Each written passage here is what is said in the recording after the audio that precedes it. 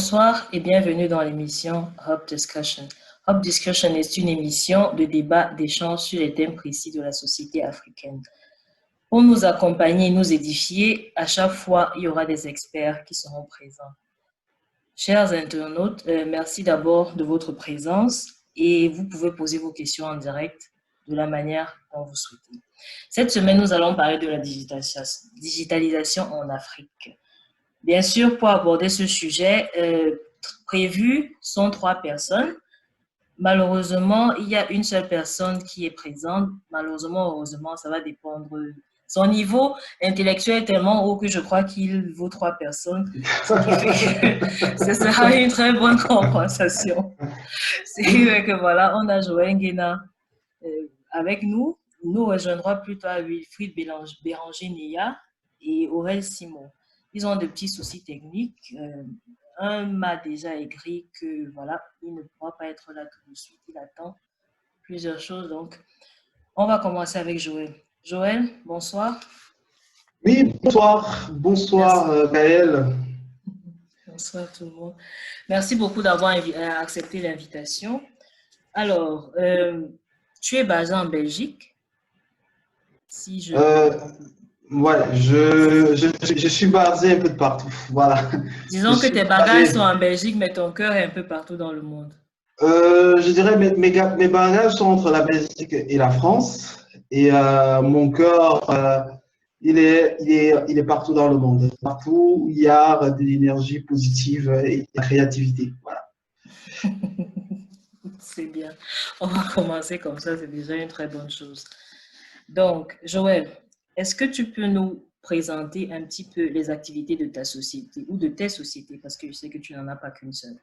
Ouais.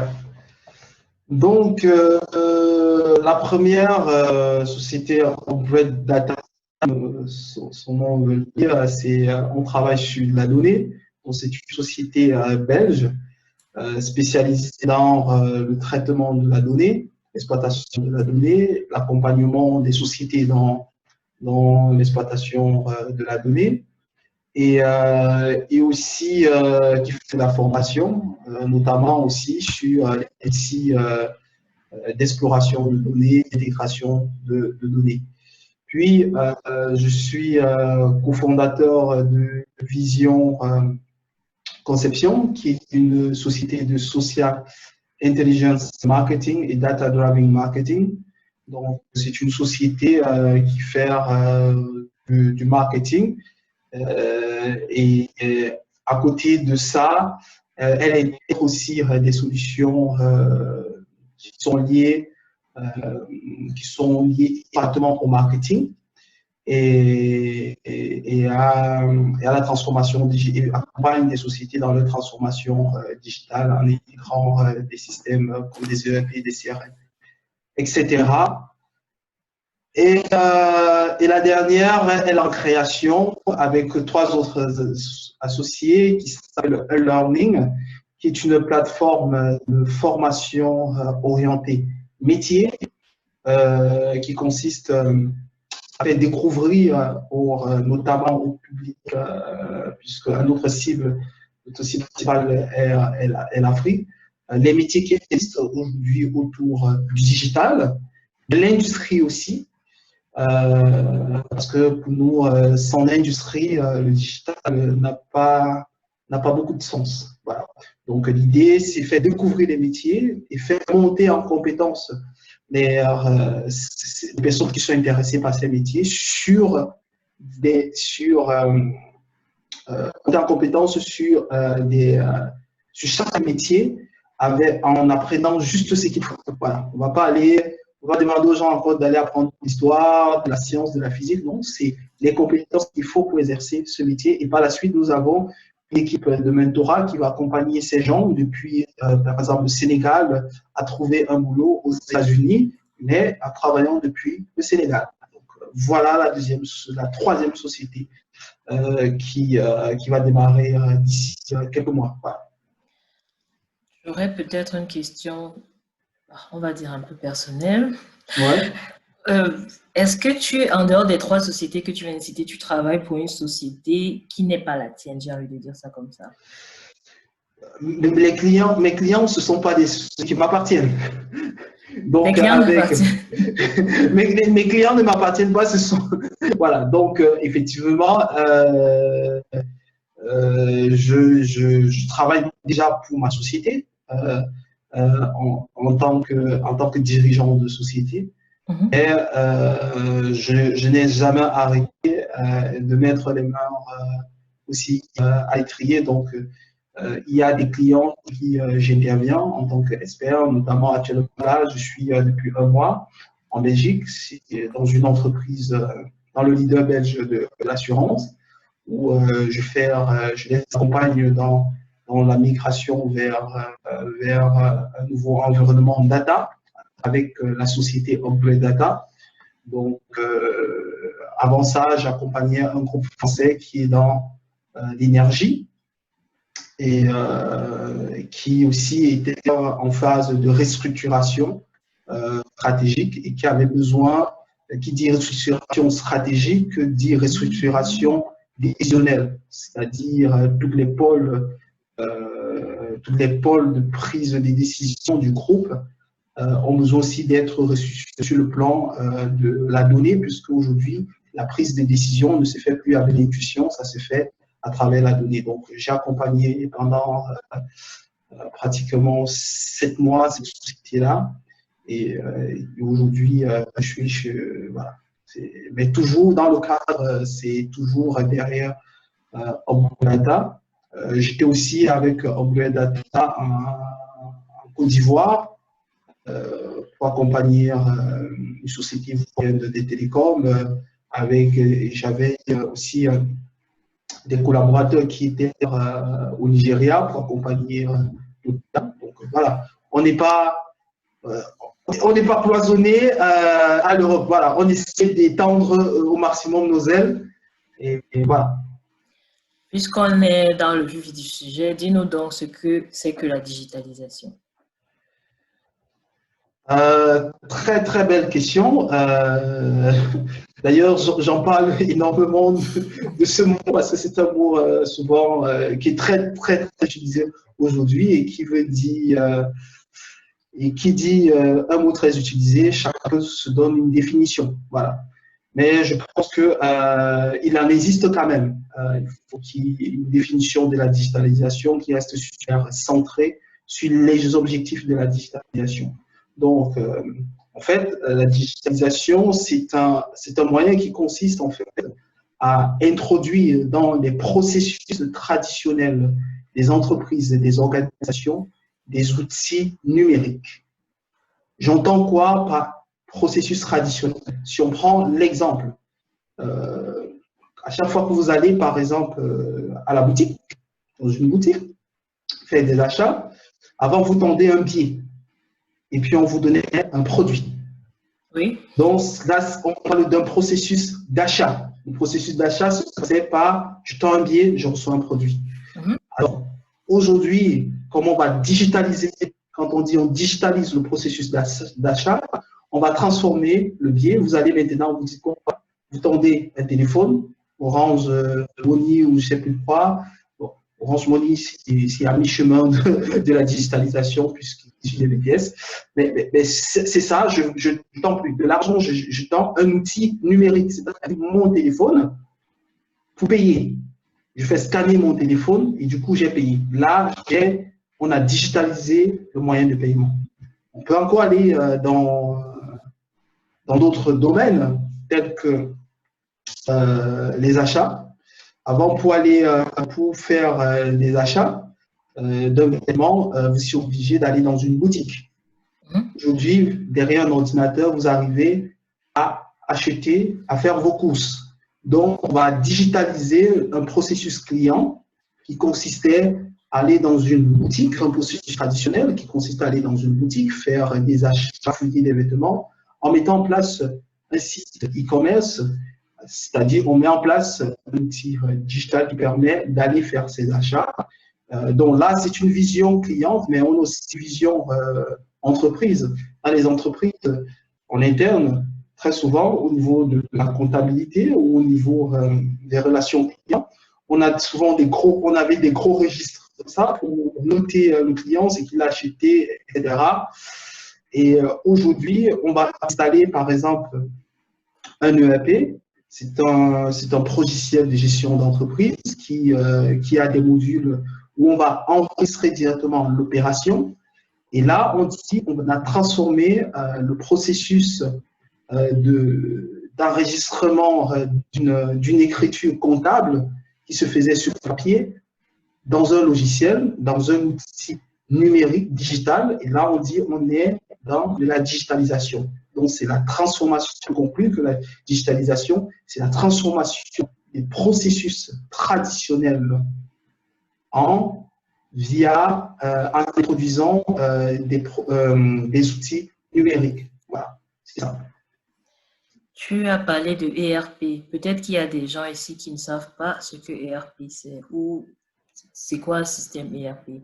Est-ce que tu peux développer un petit peu en prenant des exemples, on va dire, pour le commun des mortels? Ah, ok. Voilà, la vulgarisation, c'est pas facile. Mais, un ERP, c'est Enterprise Resource Planning, c'est un logiciel. C'est un logiciel, voilà, un logiciel, c'est un programme informatique qu'on va installer dans une entreprise qui, ce programme a pour rôle de permettre à tous les collaborateurs de l'entreprise de centraliser l'information. Ça veut dire quoi concrètement? Dans une entreprise, vous avez l'organigramme, on a les ressources humaines, on a la comptabilité, on a la direction financière, on a le marketing, etc. On a le service d'achat, la logistique. Donc, avant, chacun travaillait de son côté, parfois avec son logiciel ou avec son... Aujourd'hui, on va mettre un seul logiciel au centre, divisé en modules, et qui partagent la même base de données, c'est-à-dire un même environnement où il y a des informations, et chacun vient le matin, quand les ressources humaines arrivent le matin, il se connecte là, quand il entre les fiches de paie pour les salariés, c'est stocké directement sur le même outil. Du coup, la direction financière essaie les sorties qui sont opérées aujourd'hui pour payer les salariés. Côté, c'est la même chose côté achat, par exemple. On sait que là, il nous manque des ressources. Là, ils ont les informations. Est-ce qu'on a encore des budgets pour acheter, pour recruter? Bon, c'est un logiciel qui permet de gérer votre entreprise. C'est d'avoir une vue à 360 degrés de votre entreprise. Voilà. Donc, c'est ça un logiciel de gestion intégrée comme un ERP. Okay. Mais est-ce que on va parler prix tout à l'heure parce que ce que tu es en train d'écrire là, ça n'a pas l'air d'être quelque chose que je peux acheter à, on va dire, 1000 francs CFA. Donc, tu vas nous donner une estimation des prix, mais je vois déjà que notre prochain invité est là. Wilfried, tu nous entends? Oui, je vous entends bien. Ok. Bonsoir et bienvenue. Je sais qu'il y a eu des problèmes techniques. Exactement. Exactement. Bon, je suppose que pour ta caméra, ce sera un petit peu difficile, mais bon, j'espère que tout le monde t'entend très bien. D'accord. Alors, merci d'avoir honoré le rendez-vous. Est-ce que tu pourrais te présenter à notre petit panel? Nous avons déjà Joël, notre premier panéliste, qui a commencé à discuter. Oui. Et toi, tu es basé au Burkina Faso. C'est ça. C'est ça, exactement. Très bien. Est-ce que tu peux te présenter ta société Kibbutz? Ok. Donc, déjà, moi, c'est Néa Bélanger Wilfried. Kibbutz Service, disons, c'est une communauté d'abord de marketing digital, une communauté digitale qui se calque un peu en fait sur le fonctionnement en fait de la manière de communiquer en Afrique. Tout se passe par le bouche à oreille. Donc, à Kibbutz Service, on a d'abord formé une communauté où on partage par exemple des services gratuits. Disons en fait le modèle freemium. On partage des services gratuits, c'est-à-dire les offres d'emploi, les pharmacies de garde, les assistantés. Tout ce qui est information gratuite et utile en fait qu'on trouve sur Internet, on le partage histoire de créer une très grande communauté. C'est du community management mais sous une autre forme. Créer une grande communauté Derrière, en fait, on propose à les entreprises de les offrir de la visibilité, de la consommation et un vaste marché de main-d'œuvre en retour de réduction. C'est un peu calqué sur le marketing de réseau. Au lieu de primer, en fait, ceux qui font la publicité et la consommation des entreprises, on leur permet de consommer moins cher dans ces entreprises-là. Donc, également, en fait, nous proposons aux entreprises de les représenter en ligne via le community management, également le marketing digital 360, également, en fait, côté graphisme, tout ce qui est graphisme, également la création de vitrines, la création de sites web et tout. Voilà, en gros, ce qu'on fait à Kiboot Service. Vous ne faites pas tout ça gratuitement, j'espère. Non, pas tout gratuitement. Vous vous faites payer quand même pour un ou deux services. Pour la représentation en ligne, le marketing digital, le community management, la création de sites, l'infographie, ce volet est payant. Voilà. Mais le partage de services gratuits, ça, c'est, ce sont les entreprises, disons, qui payent ce niveau-là avec les réductions, histoire de nous permettre à notre communauté de consommer moins cher et ça continue de faire grandir la communauté. Mais c'est quel genre d'entreprise? Donc, c'est une entreprise gouvernementale qui vous soutient dans votre action ou bien c'est une entreprise en général? C'est une entreprise, en fait, en général, individuelle. C'est avec des amis, on l'a lancé. Aucune organisation ne nous soutient de derrière. Voilà, c'est nous seuls. Aucune organisation gouvernementale? Non, non. C'est plutôt intéressant. Donc, okay. Tu as un petit peu commencé à nous expliquer. Quand on parle de digitalisation, vous avez, quelle est votre action en fait que vous menez? Parce que tu as expliqué beaucoup de choses, vous proposez plusieurs services gratuits, plusieurs services payants. Mais lorsqu'un client passe la porte de l'entreprise Kiboot, qu'est-ce qu'il demande en majorité? Bien sûr, il y a sûrement une petite communauté qui a quelque chose qui demande en plus, mais qu'est-ce que la majorité veut? La majorité, c'est déjà de la visibilité en ligne et comment se faire consommer. Donc, côté visibilité, bon, on les propose en fait deux systèmes. Déjà, le système de la communauté, c'est-à-dire il peut juste participer à la communauté, c'est-à-dire en offrant des services, en offrant plutôt la consommation moins chère. Ou alors, ils optent pour le pack en fait de la digitalisation, c'est-à-dire le pack en fait où ils se font représenter en ligne par Kiboot Service, c'est-à-dire côté community management, la création de sites et tout ce qui va avec la digitalisation en fait de leur entreprise. Donc, ce sont ces deux volets-là. Mais la plupart, en fait, comme je l'ai dit, ils demandent la visibilité. Beaucoup veulent avoir beaucoup de likes et beaucoup de consommation en ligne. Donc, ce que nous faisons, c'est les accompagner en fait dans ce cadre-là. Ok, c'est intéressant. Joël, Ouais. est-ce que tu vois le concept? Est-ce que ce serait quelque chose pour ton entreprise, par exemple? Est-ce que c'est quelque chose que les gens demandent en fait? C'est plutôt ça que je voulais demander. C'est est-ce que c'est ça qu'ils veulent, les gens, quand ils traversent? Oui, tout à fait. Ça dépend. Ça dépend. Après, nous avons deux types. Nous avons plusieurs types de clients. Effectivement, on a aujourd'hui des clients qui ont besoin, qui ne demandent pas de visibilité, mais nous allons vers eux pour leur dire, en fait, vous avez besoin de visibilité parce que beaucoup d'entreprises ne savent même pas le besoin, qu'ils ont besoin d'être visibles. Aujourd'hui, on a des entreprises qui ont des produits aujourd'hui en Afrique qui sont des produits compétitifs, qui pourraient pénétrer le marché déjà africain et le marché international, mais qui sont encore cloisonnés dans leur petite ville où ils produisent. Donc, ils ne sont pas visibles. Donc, on va aller rechercher ces entreprises et on va présenter à ces entreprises un véritable intérêt, l'intérêt qu'ils auraient à s'ouvrir au monde aujourd'hui à travers le digital. Donc, c'est un besoin aujourd'hui que nous rencontrons. Nous rencontrons récemment, d'ailleurs, c'est bien d'avoir ce discours de Wilfried. Nous avons un client burkinabé qui nous a contacté, qui est un distributeur vert. Et effectivement, il a besoin d'une visibilité Et aujourd'hui, il ne savait pas c'était quoi la visibilité. Il se posait la question. Donc, nous avons eu un entretien comme ça. Donc, le besoin, il est réel. C'est un besoin dont, donc beaucoup ne savent pas encore, mais c'est un besoin qui est réel. Voilà. Parce que une entreprise, si on n'a pas de visibilité, on ne sait pas vendre. Donc, aussi banal que ça. Voilà. On ne sait pas vendre. Ok, j'imagine donc. Qu'est-ce que Wilfried, par exemple, qu'est-ce que vous lui proposez comme visibilité à votre client?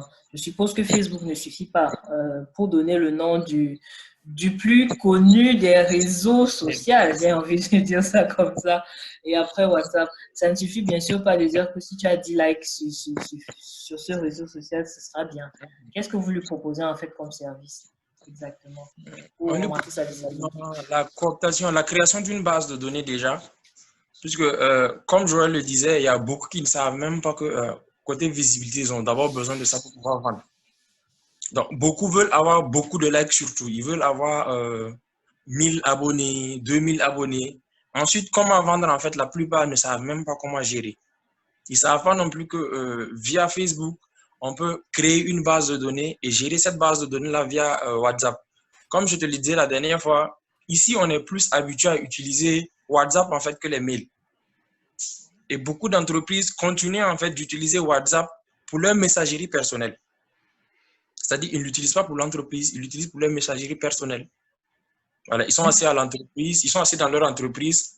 Pendant que ça ne produit pas, ils sont sur WhatsApp en train de poster des statuts de leur journée ou de la journée précédente, bon, peut-être des mêmes. Voilà, en fait, donc nous les accompagnons en fait surtout dans ça, la création d'une base de données. D'abord, la création d'une communauté déjà en ligne. Voilà, parce qu'il ne suffit pas d'être en ligne. Il faut une communauté en fait qui parle de ton produit, qui parle de ce que tu fais. Donc, nous les accompagnons déjà dans la création de la communauté déjà, pas juste les abonnés, mais il faut que les gens parlent de ton produit, que les gens consomment et parlent au fur et à mesure de ton produit à chaque fois en fait qu'il y a une mise à jour. Également, la création de la base de données pour qu'ils l'utilisent directement sur WhatsApp. Parce que rester sur Facebook, c'est bien, mais être beaucoup plus proche de ses clients, c'est encore mieux. Donc, nous, principalement, c'est Facebook et WhatsApp. Donc, nous les accompagnons, en fait, déjà dans leur visibilité, qu'ils soient visibles, qu'ils aient de la notoriété et qu'ils puissent convertir, en fait, le maximum possible d'abonnés en clients. Même si ce n'est pas un client tout de suite, que ce soit au moins en prospect, qui pourront, en fait, entretenir, en fait, sur WhatsApp. Voilà, nous accompagnons surtout dans ces deux domaines-là. Également, il y a le domaine du e-commerce. Disons qu'ici, en fait, on n'aime pas trop le e-commerce.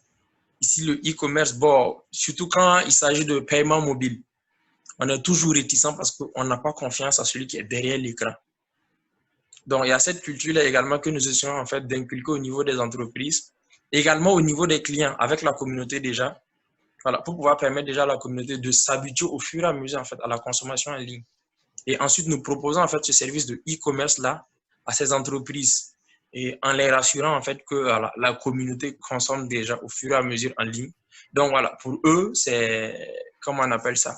C'est, disons, tout bénéfice en fait d'être dans le domaine également du e-commerce. Mais est-ce que les clients sont prêts à payer? J'ai envie de poser cette question à Joël parce que tu es en Afrique et en Europe. Est-ce que quand tu regardes tes clients, il y a une différence de mentalité? Bon, je suppose, on est africain et les autres sont européens. Mais est-ce que les Européens sont plus, bon, pas seulement les Européens, mais ceux qui vivent en Europe, j'ai envie de traduire ça comme ça, sont plus prêts à payer le service et pas trop, ou alors les deux discutent? C'est une question. Si tu me permets, je vais revenir sur ce que Wilfried a dit. Effectivement, il a dit un point très important. La digitalisation aujourd'hui, ça ne concerne pas que les entreprises, ça concerne aussi les clients. Donc, il faut un moment aussi éduquer, apporter un nouveau mode de consommation. Et ce mode de consommation, malheureusement, ce sont des sociétés comme celle de Wilfried qui sont en train de mener cette bataille-là. Il faut savoir que dans les autres pays, même quand le digital est arrivé, il y a eu des réticences, mais très vite, les gouvernements ont compris l'importance de ce nouveau business, l'emploi qui pouvait être généré là-dessus, et ils ont poussé effectivement les consommateurs aller vers ce nouveau mode de consommation. Donc, derrière, on ne peut pas tout faire. C'est-à-dire, d'un côté, on peut se digitaliser, apporter des solutions, mais si derrière, les clients ne suivent pas parce qu'ils n'ont pas des outils permettant effectivement de suivre, ça ne peut pas marcher. C'est-à-dire, si on parlait du e-commerce, c'est bien beau d'avoir un site de e-commerce, mais si derrière, on n'a pas une juridiction qui vous permet de faire quoi? De renoncer à l'achat après 15 jours, ça se fait dans la majorité des pays occidentaux, c'est un problème. S'il n'a pas la possibilité de faire des réclamations, les gens ne sont pas, rassurés. Or, c'est la loi qui permet de mettre tous ces mécanismes en place pour permettre de rassurer les clients de faire des achats, par exemple, en ligne. Effectivement, on peut encore aller très loin, on peut aller les besoins d'adressage. On n'a pas les adressages. D'ailleurs, du fil de la vie, c'est l'information se bouche à oreille. Et rien n'empêche les entreprises de s'adresser. On a Google My Business qui le fait gratuitement. Donc, effectivement, il y a un gros travail là-dessus et c'est important. Malheureusement, on n'a pas les membres du gouvernement qui s'invitent à nos directs, mais je pense que ça serait important parce qu'effectivement, il y a un aspect légal qui est très important qui permet de rassurer. S'il n'y a pas de justice, les gens n'ont pas confiance. Si j'achète, pas celui qui est derrière. C'est normal, il y a cette règle. Si je n'ai pas la garantie, c'est bien dommage. Donc, pour revenir à la question sur les clients africains, est-ce qu'ils sont-ils prêts à payer? Moi, je voudrais dire ils ne vont jamais payer ils vont jamais payer au juste prix. Pourquoi? Parce que le juste prix, il est assez il dépend de la culture qu'on a de la chose. C'est-à-dire aujourd'hui, quand vous venez dire à quelqu'un, je vais vous gérer votre page Facebook ou je vais vous créer un site web, pour lui, ce n'est pas quelque chose de matériel. Il ne le voit pas. Donc, parce qu'il ne le voit pas, il a l'impression que ça, c'est quelque chose de complètement facile, alors que ça dépend d'énormes compétences. Donc, comment voulez-vous que quelqu'un qui n'a une méconnaissance de la valeur de quelque chose, d'un service, puisse payer le juste prix? Donc, les gens n'ont pas encore cette culture-là. Donc, c'est normal qu'ils n'arrivent pas à payer le juste prix. Mais pour moi, ce n'est pas un problème parce qu'aujourd'hui, je pense que nous avons un pays comme l'Inde qui a pu convaincre pas mal d'entreprises à externaliser leurs activités vers ça. Pourquoi? Parce qu'ils ont su réduire les prix. On a des gens qui ne connaissent pas, nous devons, nous, entrepreneurs du numérique, proposer des prix qui soient adaptés à notre continent, aux réalités de notre continent, pour permettre déjà à ces entreprises-là de se stabiliser, d'être à l'équilibre, de rattraper ce retard technologique. Et par la suite, on pense qu'avec des années, les prix vont s'améliorer et peut-être les générations qui viendront plus tard pourront bénéficier de ce travail. Bon, il faut déjà commencer et pour commencer, bien évidemment, il va falloir faire des prix au rabais pour donner l'opportunité à ces gens d'essayer. Maintenant, je veux, si tu me permets, on peut se poser la question. Quand nous faisons les prix au rabais et qu'ils payent, comment se fait-il qu'il y ait des entreprises occidentales qui arrivent à venir proposer des prix européens en Afrique et qu'ils achètent? Est-ce que c'est parce que ce sont des entreprises européennes et qu'elles achètent ou c'est parce qu'ils ne font pas confiance aux entreprises africaines et du coup, donc, au final, on se pose la question, il y a de quoi se poser la question. Est-ce que ça vaut le coup de faire les prix au rabais? Pas sûr. Voilà. Et un autre facteur aussi, très souvent, ils ont été dupés par des entreprises africaines aussi, parce que très souvent, beaucoup se lancent, ne prennent pas le temps du service, ne prennent pas le temps d'acquérir de l'expertise dans ce qu'ils vendent et se disent, bon, voilà, aujourd'hui, c'est tout le monde qui qui veut faire le digital, et c'est à la mode, donc tout le monde fait. Et vous voyez, on a des entreprises qui vous vendent faire du community manager pour vous, et eux-mêmes, ils n'ont pas de site internet. Donc, c'est pas logique. Une entreprise qui vient et dit, je fais des sites internet, j'ai pas de site internet. Moi, c'est bloquant. Donc, il y a aussi ce facteur-là qui met une espèce barrière. oui, un peu, voilà, qui empêche le développement du digital chez nous. Et je pense aussi, voilà, l'État peut aussi apporter sa contribution. Donc, la contribution qu'on attend souvent de l'État, ce n'est pas forcément de l'argent, comme beaucoup de gens pensent, mais on attend qu'ils montrent l'exemple. Donc, ça serait déjà que nos États puissent déjà être nos premiers clients. Voilà, comme ça se fait en Suède, on a vu faire ça en Allemagne. Donc, c'est comme ça qu'on donne, une impulsion à une économie. Voilà. Merci, Joël. Il y a déjà Boris qui a une question. Boris, tu nous entends? J'entends très bien, merci. Ok. Tu avais une question, vas-y, on t'écoute. Merci. Donc, en fait, les questions que j'ai, je vais essayer de ne pas être poli parce que je vois tout le monde et personne ne me voit. Bon. Non, avec tes lunettes. Moi, je te vois très bien. Voilà. Et on peut te rassurer, c'est très, très beau. Et ça vient d'un homme, hein, ça ne vient pas d'une femme. Donc, toi. Donc, c'est sûr que c'est la vérité. Voilà. Très bien, Boris, on t'écoute. Ok, j'aurais. Bon, il y a tout à l'heure, par rapport à ce que Joël a dit, j'ai encore ajouté une question à ma liste. Mais j'aurais déjà une question, en fait, pour les deux en fait, pour Fred et Joël. D'abord, avec Joël, si j'ai bien compris, ce que tu es, c'est tu as ta société, tu travailles, mais tu es aussi consultant sous contrat pour certaines de ces sociétés-là. Ou bien j'ai mal compris ça? En fait. Oui, j'aime la société et je signe des contrats avec des sociétés, mais où il y a des collaborateurs qui sont, mais rien ne m'empêche en tant que chef d'entreprise d'aller moi-même sur le terrain. Donc je suis moi-même sur le terrain. Voilà.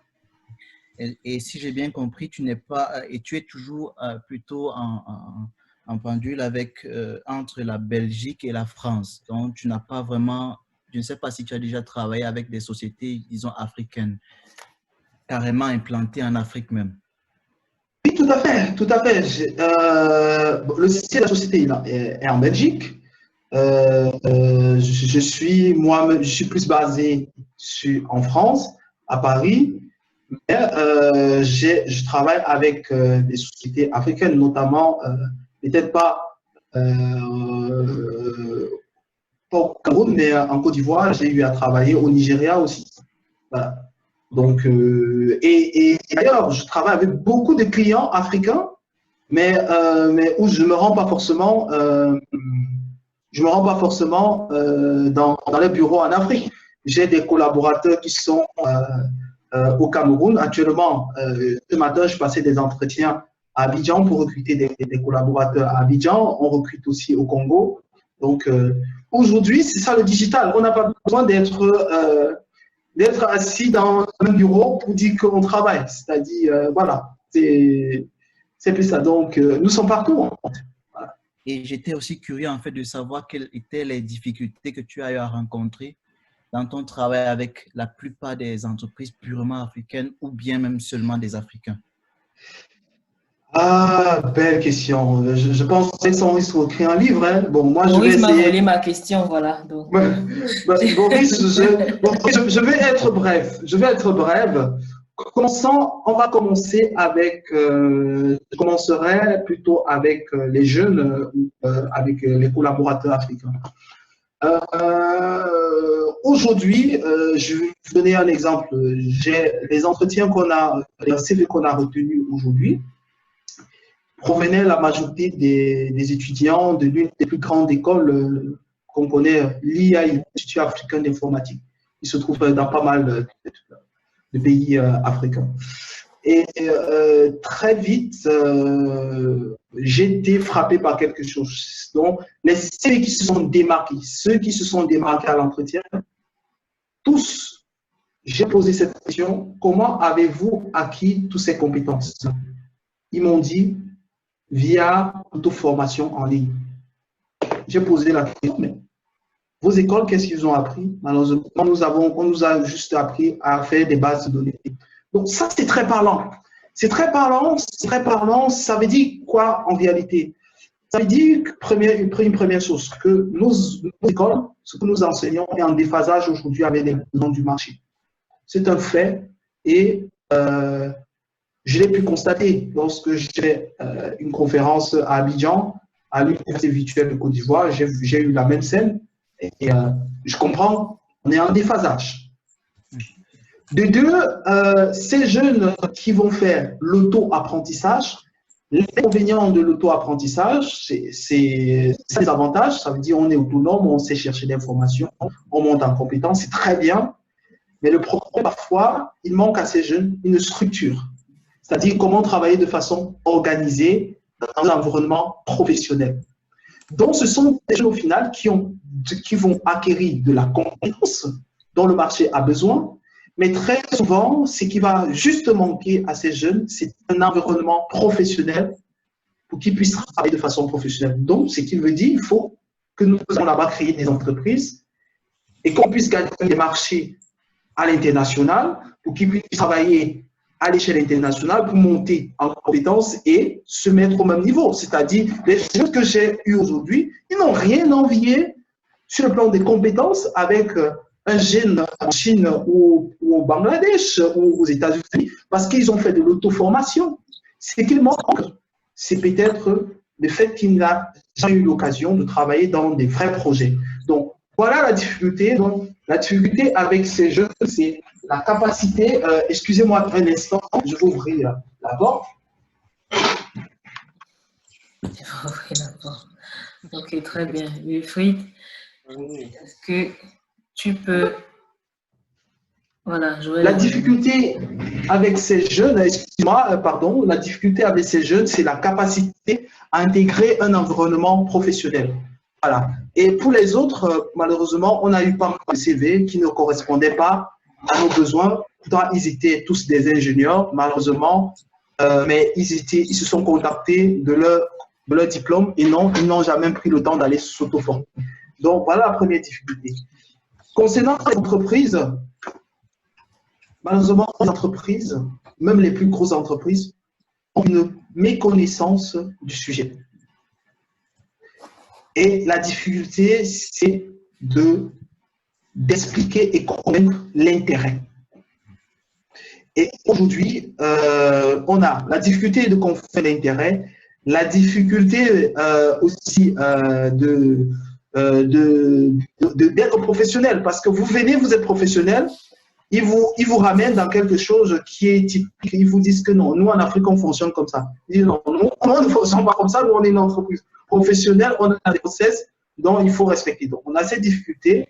Et la troisième difficulté, c'est se faire payer. C'est-à-dire, aujourd'hui, parce qu'ils ont une méconnaissance du sujet, ils ont l'impression que ce qu'on fait, voilà, on passe plus de temps à dormir qu'autre chose. Donc, du coup, parfois, le juste prix, se faire payer, c'est compliqué. Et voilà. Donc, voilà quelques difficultés qu'on rencontre, à part d'autres difficultés qui sont plutôt d'ordre technique, parce qu'avec nos collaborateurs en Afrique, avoir une connexion Internet pour, parfois, ils ont des réunions avec les clients européens qui vont se pointer, mais malheureusement, il va envoyer un message 20 minutes avant, on dit il y a une coupure d'électricité. Voilà. Donc ça, très vite, avec ça ne passe pas. Durant le vol, la connexion Internet, bon, voilà, la connexion, elle est ce qu'elle est. Voilà. Donc, ça, ce sont les difficultés d'ordre technique dont on ne sait faire. Parce que nous n'avons pas les moyens, je ne pense pas que Wilfried et moi avons les moyens de résoudre ce problème. Donc, on subit. On subit. À propos de cette difficulté-là, je voulais maintenant rapidement revenir encore du côté de Wilfried. Est-ce qu'il se remarque, est-ce qu'il se repère dans ces difficultés-là? Parce que il a dit, lui, bon, j'ai essayé de demander tout à l'heure dans le truc, qui booste service. Donc, ça veut dire que c'est purement online. Donc, ça veut dire que tu as plutôt affaire avec les ordinateurs, l'Internet. Et en fait, tu dois être tout le temps en ligne en réalité. Exactement. Donc, est-ce que ça veut dire aussi que tu as ces mêmes problèmes techniques-là? Et je voulais aussi savoir, avec la communauté dont tu parlais au départ, comment est-ce que tu as pu les mettre ensemble, en fait? Comment est-ce que c'était à la genèse même de Kibbutz Service même? D'accord. Les problèmes, je ne dirais pas que ce sont les mêmes, mais c'est pratiquement, disons, pratiquement les mêmes choses. Les soucis de paiement, comme il le disait, bon, beaucoup d'entreprises, surtout en Afrique, sur Burkina, pour eux, aller en ligne, avoir un community manager, le travail du community manager, c'est manipuler son téléphone, être sur les réseaux sociaux, être en train de liker les photos des gens. Pour eux, c'est juste ça. Ils ne s'imaginent pas en fait que derrière, en fait, il y a beaucoup de stratégies à mettre en place. Il y a du contenu à créer, il y a du travail, il y a du graphisme. En fait, ils ne s'imaginent pas qu'il y a tout ça. Donc, le problème de paiement est là. Selon eux, le travail que tu fais, en fait, il est très facile à faire. Donc, l'argent, en fait, la rémunération que tu demandes, on ne veut pas te la donner. Bon, te la donner. Donc, c'est assez compliqué à ce niveau. Et également, comme tu le dis, je suis obligé d'être tout le temps connecté. Donc, ce qui demande également beaucoup de frais. Quand tu veux appliquer ça, en fait, au niveau du client, rapidement, en fait, pour lui, en fait, ce n'est pas imaginable. Et également, le problème de collaboration. Comme il le disait au départ, bon, beaucoup de jeunes, c'est l'auto-formation. Personnellement, également, c'est l'auto-formation. Mais il a fallu des stages, en fait, dans des entreprises pour travailler de façon structurée, de façon organisée, de façon très professionnelle. Donc, quand tu essaies de recruter, c'est pratiquement la même chose. L'éducation, le système éducatif ici est carrément en déphasage, en fait, avec la réalité actuellement. Le monde passe à, le monde devient carrément digital. Mais nos structures ici, en fait, refusent de l'accepter. On est toujours cantonné à notre système, en fait, à notre ancien système de fonctionnement des entreprises. Et également, même, en fait, il parlait du gouvernement, c'est pratiquement pareil. La digitalisation, en fait, est encore peu connue même par nos dirigeants. N'en parlons pas, en fait, des entreprises qui sont au bas pour suivre le mouvement. Donc, j'ai également ce souci-là. Maintenant, revenant à la genèse de Kibbutz, comment j'ai fait pour les réunir, c'est à travers, disons, WhatsApp. Au tout début, les canaux en fait fermés, comment faire un canal fermé où il n'y a que les administrateurs qui peuvent publier des choses, c'était carrément tout nouveau. Donc, disons qu'on était les pionniers en fait de ce système-là. Donc, on regroupait les gens et on partageait les informations. En ce moment, il y avait très peu en fait, de canaux où on partageait des informations, surtout dans ce sens. Surtout côté offre d'emploi. On a ciblé vraiment les étudiants parce qu'on savait que beaucoup d'entre eux, après, bon, c'était difficile pour eux d'avoir de l'emploi. Également, on a ciblé également les entreprises, les petites entreprises qui ont vraiment besoin de visibilité parce qu'ils ont ce sérieux problème-là. Comme je le disais au départ, en fait, ils utilisent les réseaux sociaux, mais voilà, de façon personnelle, pas pour l'entreprise. On a ciblé ces entreprises-là pour les dire, en fait, voilà, on est une communauté à notre niveau qui peut vous aider, en fait, à avoir de la visibilité. Et dire, en fait, à ceux qui sont intéressés par la communauté, pas seulement pour les offres d'emploi, mais les dire, en fait, que voilà, vous pouvez avoir une communauté, vous pouvez consommer moins cher. Donc, les offres d'emploi, la consommation moins chère, et pour les entreprises de l'autre côté qui recherchent de la visibilité et de la consommation, très rapidement, en fait, on arrive à créer cette communauté-là. Les difficultés également à ce niveau au début, c'était surtout la confiance des entreprises. Comme c'était un système tout nouveau, les gens avaient un problème en fait pour accepter cela. Quand tu parles de ce projet, ils te disent, bon, oui, c'est bien, j'offre des réductions, c'est bien, mais comment en fait ils peuvent quantifier en fait ça? Dans toute chose, en fait, les entreprises veulent de l'argent. Ils ne voient pas la visibilité, ils veulent de l'argent. Comment eux peuvent quantifier? Comment eux peuvent reconnaître en fait les gens qui viennent consommer de la part de Kibbutz? Donc également, ça nous a donné un autre projet sur lequel on est en train de travailler, c'est-à-dire la carte de réduction, une carte de fidélité qui va permettre à tous les membres de notre communauté, quand ils partent consommer quelque part, de se faire reconnaître avec la carte. Donc ce sera un service payant à ce niveau. Donc voilà en gros la difficulté qu'on a eue. Au début également avec la communauté, il y a eu un problème de confiance. Parce que donner ton numéro WhatsApp ou écrit pour t'abonner à quelque chose que tu ne connais pas du tout, qui te promet quelque chose qui n'a pas existé, qui n'avait pas encore existé depuis le moment. C'est compliqué. c'était très, très compliqué. Bon, surtout que, c'est vrai, la digitalisation, elle est un peu avancée dans les pays côtiers, disons, la Côte d'Ivoire à côté, c'est beaucoup plus avancé. Donc, il y a certains concepts qu'eux connaissent déjà. Je parlais du concept du modèle freemium. Eux ils connaissent un peu déjà, mais chez nous, c'était tout nouveau. Donc, le nouveau, l'inconnu, en fait, n'est pas trop accepté par les gens ici. Quand quelque chose est inconnu, on le voit, en fait, comme quelque chose de dangereux. Donc, il a fallu, en fait, crédibiliser, faire beaucoup de campagnes, en fait, de publicité, toucher quelques influenceurs qui ont crédibilisé la chose, aller voir certains aînés du domaine, discuter avec eux pour qu'ils fassent une vidéo pour confirmer de la crédibilité de la chose avant de pouvoir, voilà, agrandir la communauté. Je ne sais pas si j'ai répondu assez. C'est bon? C'est bon, merci. C'est bon. Super. De ce que j'entends, il y a encore du chemin parce que il y a pas encore, c'est pas comme si quelqu'un était encore prêt à payer pour le service qu'il y a. Parce que Joël a dit tout à l'heure, jamais, je dirais pas encore. Au lieu de dire jamais, les gens ne sont pas encore prêts à dire cookie. Pour un service, je sais pas. On va peut-être parler de prix. Je sais pas si le prix intéresse quelqu'un pour un service, le service le moins cher. Est-ce que, Joël, tu peux nous donner une estimation du service moins cher? Ça peut pas, ce n'est pas obligé d'être le prix exact, mais estime un petit peu le service le moins cher. Qu'est-ce que c'est et combien ça coûte à peu près? Le service le moins cher, honnêtement, je saurais donner le prix du service le moins cher puisque non, mais ça dépend du projet. Ça dépend du projet. Chaque client, il a un projet. En fonction de son projet, on va définir la difficulté de projet. On ne fait pas que des sites web. On fait comme Wilfried, on a un service qui fait du packaging, on a un service qui fait de l'infographie aussi, on a un service qui fait des parachutes photos portées et classiques. D'ailleurs, on parle de sites e-commerce. Quand vous allez sur des sites e-commerce africains, parfois vous voyez la présentation du produit, ça ne donne pas envie d'aller acheter. Donc, très vite, nous on a pensé qu'il était important de mettre des pare-choutes. Donc, effectivement, tout ça, ça dépend, mais ce qui est sûr, on a des prix qui sont nettement, qui sont parfois 10 fois, sont nettement bas que les prix proposés par les autres entreprises dans le monde. C'est-à-dire, on s'est aligné sur les besoins africains et voilà.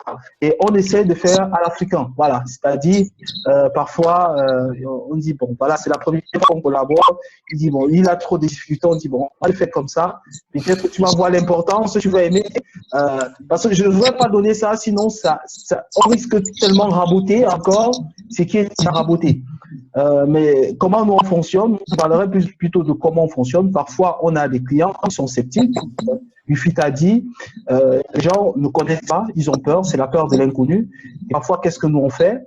Nous, on va proposer une partie du service à un prix dérisoire pour qu'ils puissent goûter et voir que effectivement, ce produit-là, on sait le faire, on sait bien le faire, et peut-être vous avez besoin de ces services. Et là, on va tourner sur des tarifs nettement accessibles. Voilà. Mais est-ce que à ce jour, on a des choses.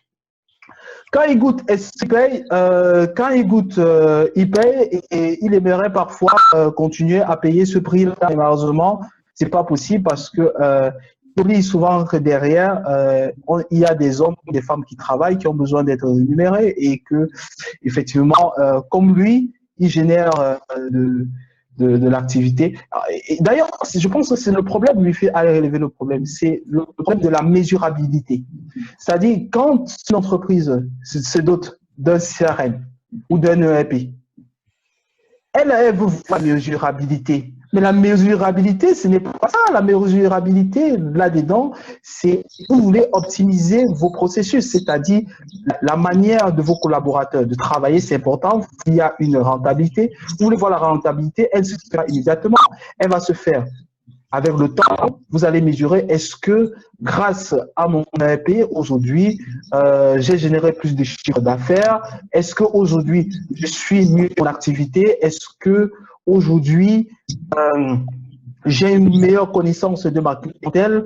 Voilà. Est-ce que mes collaborateurs sont plus efficaces parce que ils ont des systèmes qui relancent les clients automatiquement. Donc, c'est ça, c'est une vision. Il faut avoir une vision globale. Voilà. Et ça, malheureusement, voilà. C'est compliqué à expliquer, mais je peux déjà rassurer que nous avons les prix, nous avons adapté nos prix au marché africain, sinon on ne serait pas en Afrique. Voilà. Et aujourd'hui, les 3 quarts de nos clients sont africains, sont des entreprises africaines. Ça veut dire que aujourd'hui nos prix sont adaptés. Voilà. Mais ça ne donne toujours pas de prix. Est-ce que vous avez un service chez vous qui coûte 1000 francs CFA, par exemple? Malheureusement, on n'a pas un service qui coûte 1000 francs CFA.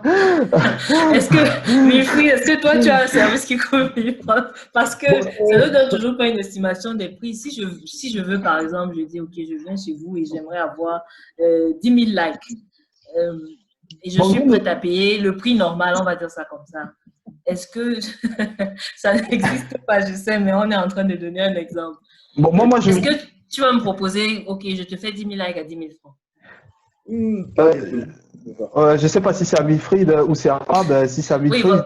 Oui, Wilfried, vas-y. Est-ce que tu vas me proposer ça? 10 000 likes à 1000 francs, non. Non. À 10 000 francs? À 10 000 francs, non. Bon. Pas de service qui puisse être vendu à 1000 francs, à partir de 1000 francs, non. C'est assez compliqué. Bon, moi, je dirais déjà que nous, on ne vend pas les likes parce que nous avons un service de marketing digital. J'ai dit, nous sommes une entreprise de social data driving marketing. Donc, on fait du marketing guidé par la donnée. C'est-à-dire, like aujourd'hui, ce n'est pas un indicateur de performance en marketing digital. Malheureusement, les entreprises qui viennent vers nous, ils disent que ils veulent des likes. On explique que non, nous sommes une société, nous savons, c'est notre métier, on sait comment ça marche. Donc, ça dépend de l'objectif. Lorsque vous voulez qu'on communique pour vous, on va demander l'objectif. Est-ce que c'est vous avez un objectif pour faire de l'engagement, c'est de la conversion des prospects en clients? Est-ce que l'objectif c'est d'augmenter votre notoriété? Est-ce que c'est en fonction de ces objectifs-là qu'on va maintenant élaborer une stratégie, analysant déjà votre cible, votre produit, parce que c'est ce qu'on fait aussi, on fait un benchmark de produits, on fait une analyse concurrentielle pour voir les concurrents, et une fois qu'on va même lancer la stratégie, dès qu'on a lancé les opérations, on ne reste pas tranquille, on mesure au quotidien avec des outils de social listening qui permettent d'écouter les réseaux sociaux, savoir effectivement ce que les clients pensent de votre produit, et c'est comme ça qu'on arrive à dégager, nous-mêmes définir ces indicateurs de performance. Malheureusement, d'ailleurs, c'est très parlant, c'est-à-dire, dès qu'on nous parle de community manager, souvent les gens viennent nous parler de likes, le nombre d'abonnés, voilà. Un nombre d'abonnés qui n'achètent pas, ça ne sert à rien, voilà. Pour rebondir sur ce que Joël vient de dire, il y a beaucoup d'entreprises qui s'imaginent en fait que les likes sont des indicateurs en fait de performance. Beaucoup d'entreprises ici, quand ils viennent, leur premier souci, c'est d'atteindre d'abord les 1000 likes. Ça, c'est leur premier souci. Ils te paient la première tranche. Tant qu'il n'a pas atteint les 1000 likes, tout le reste, en fait, il ne voit pas ça en fait, comme étant sérieux. Même s'il en fait, a eu peut-être 10 à 20 ventes, en fait, ce n'est pas un souci. Lui, son objectif, en fait, c'est être visible pour pouvoir montrer aux gens, ouais, là, en fait, je suis connu en fait, sur les réseaux sociaux. Donc, il y a beaucoup d'entreprises qui misent plus sur la visibilité que sur la consommation en fait en ligne. Ils ont beaucoup de soucis. Et le souci également, c'est quoi pour nous en fait ici en tant que community manager, c'est quand tu envoies le client, tu arrives à amener le client chez l'entreprise en fait, au niveau de l'entreprise, là-bas en fait, il ne sait pas en fait d'effectuer ne serait-ce qu'un travail pour faciliter en fait le travail, même si c'est ne serait-ce qu'une photo pour prouver en fait de la consommation. Quand tu demandes en fait à l'entreprise d'avoir au moins quelqu'un qui fait ça sur place, c'est très compliqué. Déjà, ils n'acceptent pas de le faire parce que voilà, pour eux, en fait, tu dois également être là-bas pour faire ça. Et pourtant, en fait, tu suis beaucoup d'entreprises à la fois. Tu proposes souvent des stratégies en fait à des entreprises, des stratégies de vente, des stratégies de fidélisation, des stratégies pour augmenter leur base de données. Mais leur problème premier, c'est quoi? Les likes d'abord. Ça, les likes d'abord, le reste suit.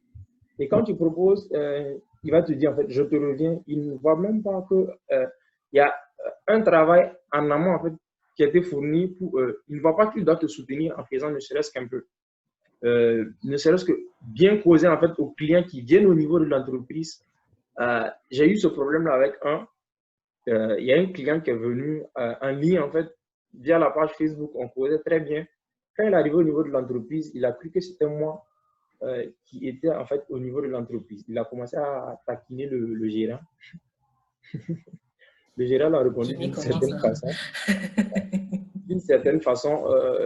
Après, quand le monsieur est revenu en ligne, le soir, je l'ai écrit pour demander en fait si voilà, il a apprécié. Il me demande en fait c'est quoi cette hypocrisie. Lui, il est venu au niveau de l'entreprise, je l'ai mal répondu, voilà. Et voilà que le soir, en fait, je l'écris. Il a fallu qu'à ce moment, je l'explique en fait la différence qu'il y a. Et l'entrepreneur, quand je suis reparti au niveau du gérant, il me dit que le gars est venu qui commence à le tapoter comme si c'était frais. Je dis, mais je voulais que je fasse la gestion. J'ai fait de la gestion, il est devenu comme un ami de l'entreprise. Et le reste, maintenant, c'est à toi d'aspirer. Donc, on a également ce problème-là. Pour eux, en fait, tout se passe en ligne. Pour eux, tout se passe en ligne. Tout se passe en ligne. D'ailleurs, oui, je vais rebondir. Nous avons une règle chez nous qui définit le marketing, c'est l'IPR. Informer, promouvoir, vendre et recueillir. Donc, nous, on se positionne au niveau d'informer et promouvoir. Après, il va falloir vendre et faire le recueil. Le recueil, c'est pour faire quoi? C'est pour fidéliser le client. C'est-à-dire, nous, on vous met une stratégie de recueil à travers quoi? Une carte de fidélité. Ça permet de recueillir des informations du client. Ça permet de savoir quel client vient là-bas, la récurrence de ce client. C'est pour nous aider par la suite à faire notre travail par la suite. Mais si avant ça, il ne sait même pas vendre, c'est un problème. Vous savez, les gens, on peut faire ce qu'on veut.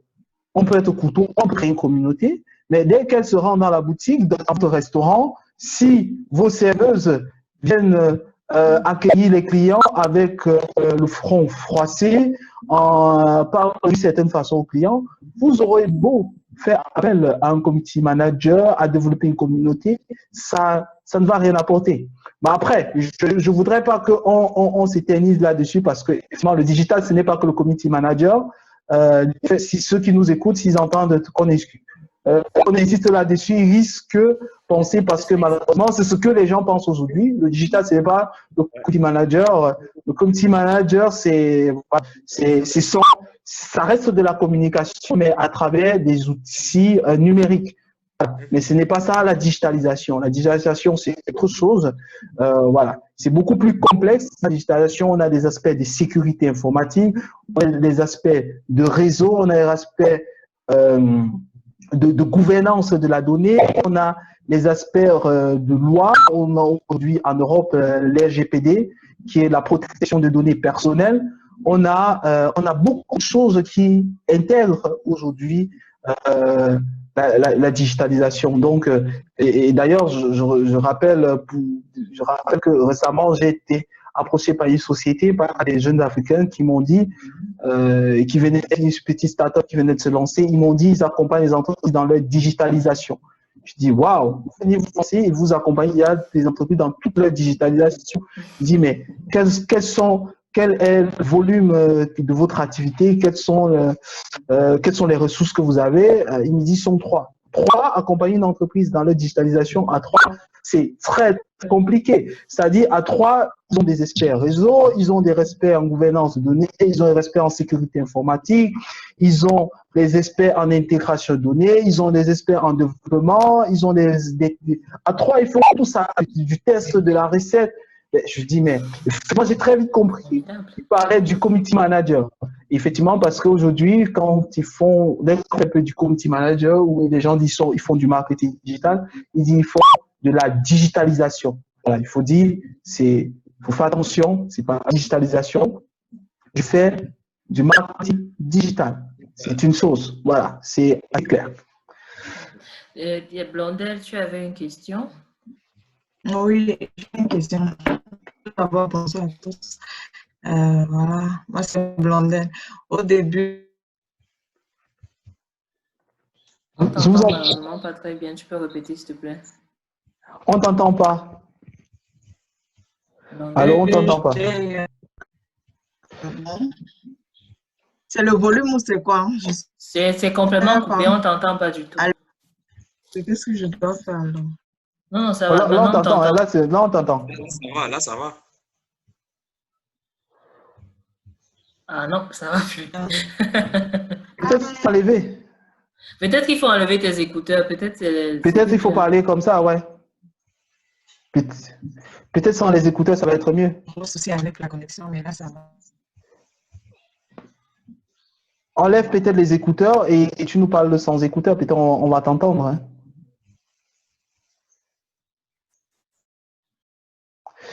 Ouais, je pense que c'est... Bon, on peut proposer qu'elle voit écrive. bien. Hein. Oui, voilà. Ouais, écrive. On voit très bien que le problème de connexion, ce n'est pas qu'en Afrique. Malgré tous les gouvernements qu'on a ici, en Europe, c'est pas non plus ça. Donc, on t'entend toujours pas malheureusement. Il y a Boris qui a posé une question. Il aimerait savoir la différence entre community manager. Blondel, tu peux écrire peut-être ta question. Elle est en train d'écrire. Ok. Mais je n'ai pas trop bien suivi.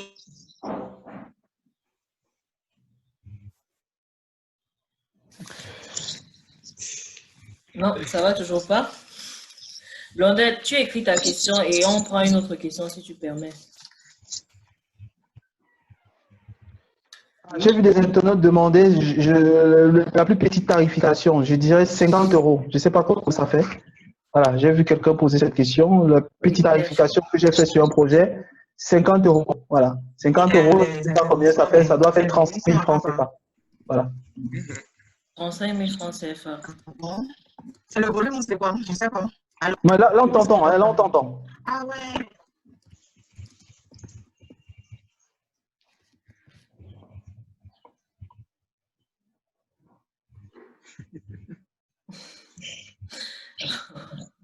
Ça va être difficile. Cheikh, est-ce qu'on peut prendre dans une autre personne en attendant que Blondel fasse les tests? Il y a Boris qui avait posé une question. Oui, je vais laisser Boris parler. D'accord. Boris, on t'écoute.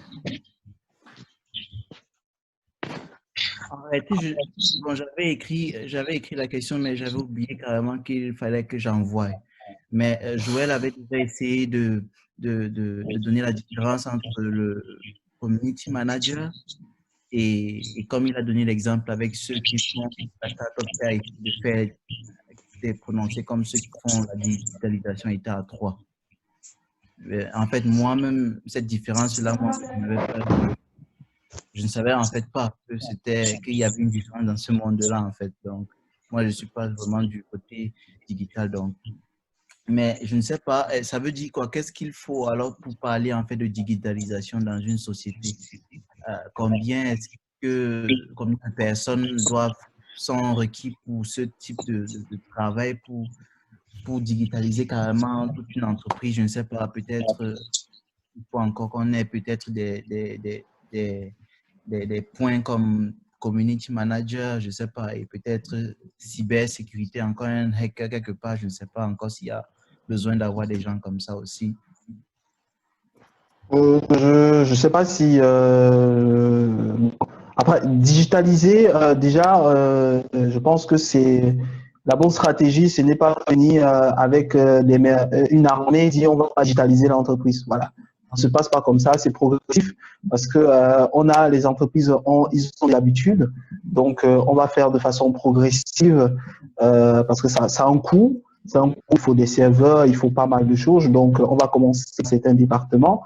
Mais pour moi, aujourd'hui, je pense que quelque chose qui est fondamental aujourd'hui chez nous et qui permettrait déjà de mettre un grand pas dans le monde du digital, ce serait doter nos entreprises d'un logiciel de gestion intégré, d'un ERP. C'est-à-dire, aujourd'hui, nos entreprises, nos écoles, nos institutions, ils doivent avoir des logiciels pour gérer leur activité au quotidien. quand vous allez au ministère de l'Éducation nationale, vous voulez prendre votre bac, on ne doit pas aller fouiller entre les papiers comme ça pour chercher le bac se trouve où. En 2 clics, on doit le retrouver et vous envoyer ça par mail ou quelque chose, ou vous l'imprimer. Vous allez à la mairie, vous voulez obtenir votre acte de naissance. L'acte de naissance ou l'acte de mariage, c'est une banalité. C'est-à-dire, on peut vous imprimer ça à 50 fois si on le veut dans un pays. Donc ça, ils doivent vous montrer l'exemple à travers un truc qui permet de vous imprimer. Vous arrivez à la mairie, ils disent quoi, et puis en 2 clics, on l'a sorti. C'est la même chose aujourd'hui lorsque vous voulez faire votre casier judiciaire. On vous demande, vous allez voyager, on demande à 3 jours, alors que aujourd'hui, les casiers judiciaires dans la majorité des pays, vous vous connectez sur Internet avec un téléphone, en 3 clics, vous validez tout, vous scannez votre carte d'identité. Après 2 jours, vous recevez votre casier judiciaire. Donc, aujourd'hui, il faut, dans les entreprises, on doit se séparer des gros registres là. Parce que ces registres-là, premièrement, c'est pour flouter déjà l'État qui ne peut pas prélever l'impôt parce qu'on ne sait pas effectivement l'activité de ces individus puisque on peut le gommer, on peut faire ce qu'on veut. Si l'État n'a pas l'argent pour prélever les impôts, l'État en même temps ne sait pas payer pour la construction des routes, pour la construction des hôpitaux. En même titre, si l'entreprise n'a pas de tels outils, elle ne sait pas pérenniser son activité aujourd'hui. Donc, pour moi, aujourd'hui, la digitalisation première que les entreprises doivent faire, c'est se doter déjà d'outils de gestion de leur activité, entreprise et administration. Et qui dit souvent outils de gestion, dit avoir une bonne connexion Internet. Malheureusement, cette connexion Internet pose souvent un gros problème. D'ailleurs, j'étais chez un opérateur de télécom qui fournit Internet, mais j'étais chez lui et lui-même, il avait des problèmes d'Internet. Donc, ça, c'est un gros problème. C'est un gros problème. Il faut résoudre ce problème rapidement pour permettre aux entreprises effectivement, de digitaliser déjà leur activité. Problème d'électricité, il faut résoudre ça, parce qu'une fois qu'on a résolu le problème d'électricité, on a résolu le problème d'Internet, les entreprises peuvent investir pour veiller à installer des data centers, des serveurs, pour pouvoir héberger tous ces logiciels-là dans ces serveurs-là. Donc, vous voyez, quand on parle de tout ça, il est difficile de ne pas pointer du doigt l'État. Parce que, effectivement, je vais vous prendre l'exemple de la Suède. La Suède, pour permettre aux entreprises suédoises de se moderniser, ils ont dit aux entreprises suédoises, achetez les logiciels développés par des startups suédoises. Si vous achetez les logiciels développés par des startups suédoises, vous obtenez des rabattements fiscaux. Donc, pour une entreprise, elle se dit, si je n'achète pas, de toute façon, l'État va récupérer cet argent à la fin d'année. Donc, il vaut mieux acheter, même si ce n'est pas performant, ce n'est pas grave, parce que les entreprises, c'est performant, je n'ai pas perdu. Si c'est performant, c'est très bien. Ça va permettre à une entreprise de se moderniser. Donc, derrière cette stratégie, l'État suédois fait quoi? Elle permet à ces startups de monter en compétences en vendant leurs solutions. Déjà, si nos entreprises, nos startups ne savent pas vendre leurs outils localement, est-ce que vous pensez qu'ils arriveront un jour à venir vendre leurs outils en Europe? Quand vous allez en Afrique, tout le monde utilise Word Excel. Vous pensez qu'un jour, on va utiliser un outil Word Excel made in Burkina, made in Sénégal? Non, tout simplement, il faut déjà que nos entreprises puissent l'utiliser. Mais comment faire que nos entreprises utilisent ces logiciels? Il faut donner la possibilité déjà à ces entreprises de les avoir à coût réduit. Donc, ce qui va permettre à nos startups déjà de se moderniser parce qu'effectivement, un outil, quand vous regardez Windows 10 et 95, 98 de Windows, ce n'est pas la même chose. C'est pour dire que Microsoft a dû s'améliorer, évoluer. Comment elle a évolué? Elle a évolué avec notre argent parce que nous, on payait. Mais qui fait aussi évoluer, qui va faire évoluer nos startups, si l'État ne s'engage pas.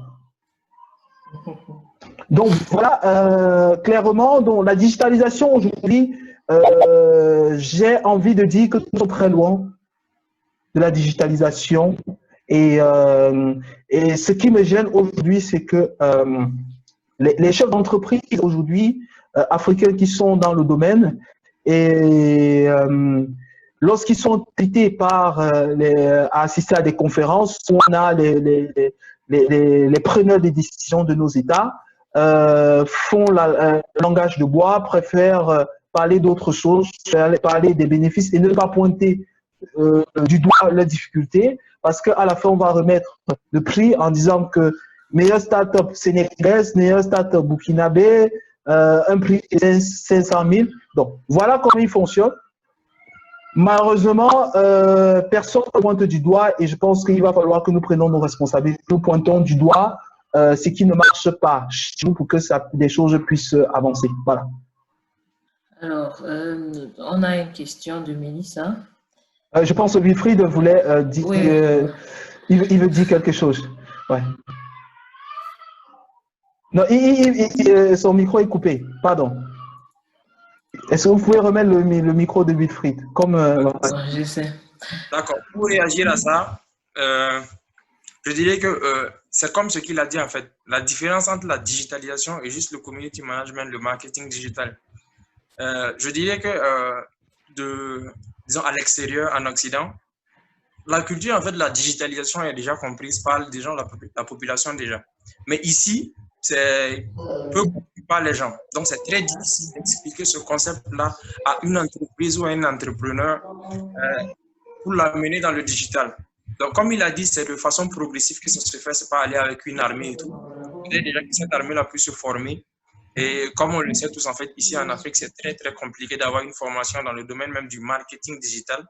La preuve en est que lors d'une conférence avec des étudiants en licence marketing d'une université publique ici, j'ai discuté avec eux, je parlais de marketing digital et la majorité ne savait même pas de quoi je parlais. Vous imaginez, également pareil avec les étudiants en communication digitale. La majorité des étudiants en licence communication et marketing ne savaient pas en fait ce que voulait dire communication digitale et marketing digital. Parce qu'en fait, le programme de cours qu'on les donne est, disons, déjà dépassé. Vous imaginez en fait des étudiants qui ne connaissent pas ce concept-là, n'en parlons pas des entreprises.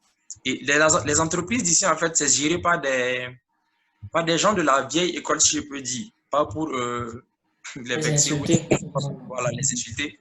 Mais en fait, c'est géré par des gens de la vieille école.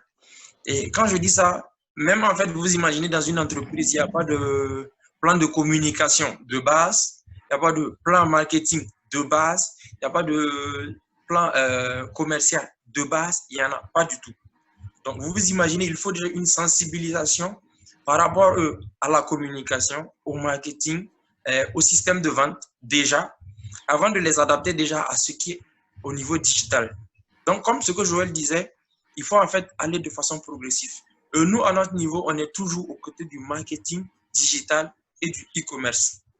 On n'a pas encore pu dépasser ce stade-là. Et même à ce stade-là, vous n'imaginez pas en fait comment il faut batailler pour expliquer à quelqu'un qu'il en a besoin. Quand il se rend compte qu'il en a besoin, il ne voit en fait que le nombre d'abonnés qu'il a. Il ne voit même pas la conversion, ni en fait comment fidéliser sa clientèle. Vous vous imaginez? Donc en fait, c'est pour signaler l'écart qu'il y a en fait entre eux et ici.